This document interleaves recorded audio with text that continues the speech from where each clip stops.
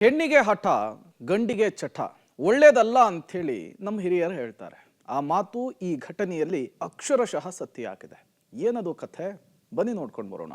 ಪತಿಯಿಂದಲೇ ಪತ್ನಿಯ ಬರ್ಬರ ಕೊಲೆ, ಅತ್ತೆ ಎದುರೇ ಕೊಲೆ ಮಾಡಿ ಅಳಿಯ ಎಸ್ಕೇಪ್. ಗಂಡನಿಂದಲೇ ಹೆಂಡತಿಯ ಬರ್ಬರವಾಗಿ ಕೊಲೆ ಮಾಡಿರೋ ಘಟನೆ ಬೆಂಗಳೂರಿನ ಚಾಮರಾಜಪೇಟೆ ಠಾಣಾ ವ್ಯಾಪ್ತಿಯಲ್ಲಿ ನಡೆದಿದೆ. ಇಂದು ಬೆಳಗ್ಗೆ 8 ಗಂಟೆ ಸುಮಾರಿಗೆ ಏಕಾಏಕಿ ಪತ್ನಿ ಮನೆಗೆ ಬಂದಿದ್ದ ಪತಿ ಕೌಟುಂಬಿಕ ವಿಚಾರಕ್ಕೆ ಜಗಳ ತೆಗೆದು ರಂಪಾಟ ಮಾಡಿದ್ದ.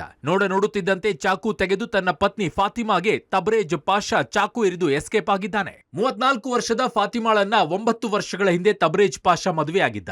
2 ಮಕ್ಕಳು, ಸಣ್ಣ ಪುಟ್ಟ ಕೆಲಸಗಳು, ಸಂಸಾರ ಚೆನ್ನಾಗಿ ನಡೀತಾ ಇತ್ತು. ಆದ್ರೆ ಅದಾಗ್ಲೇ ಆರೋಪಿ ತಬರೇಜ್ ಪಾಷಾ ದಾರಿ ತಪ್ಪಿದ್ದ. ಕಳ್ಳತನ, ಗಾಂಜಾ ಸೇದೋದು, ಕುಡಿಯೋದು ಸೇರಿ ಒಂದಷ್ಟು ಚಟಕ್ಕೆ ಬಿದ್ದಿದ್ದ.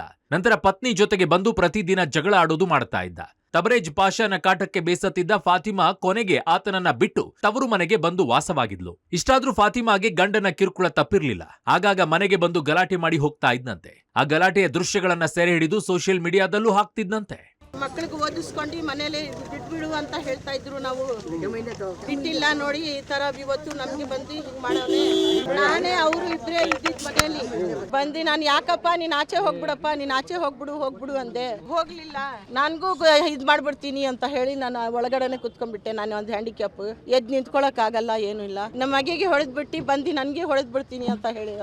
ಗಂಡ ಹೆಂಡತಿ ಮಾತ್ನಾಗೆ ಜಗಳ ಆಗ್ತಿದ್ದು. ಕೆಲಸ ಏನು ಮಾಡ್ತಾ ಇರ್ಲಿಲ್ಲ. ಕರ್ಕೊಂಡು ಹೋಗೋದು, ಹೊಡಿಯೋದು, ಬಡಿಯೋದು. ಆರೋಪಿಯಿಂದ ಮೊದಲೇ ಕಂಟಕ ಇರೋದು ಗೊತ್ತಾಗಿ ಫಾತಿಮಾ ತಾಯಿ ಅಲರ್ಟ್ ಆಗಿದ್ರು. ಸಂಬಂಧಿಕರ ಜೊತೆಗೆ ಮಾತನಾಡಿ ಡಿವೋರ್ಸ್ ಕೊಡಿಸೋಕು ಕೂಡ ಪ್ರಯತ್ನ ಮಾಡಿದ್ಲು. ಆದ್ರೂ ಬಿಡದ ಆರೋಪಿ ತಬರೇಜ್ ಫಾತಿಮಾಳನ್ನ ಕೊಲೆ ಮಾಡಿಯೇ ತೀರ್ತೀನಿ ಅಂತ ಡಿಸೈಡ್ ಆಗಿದ್ದ.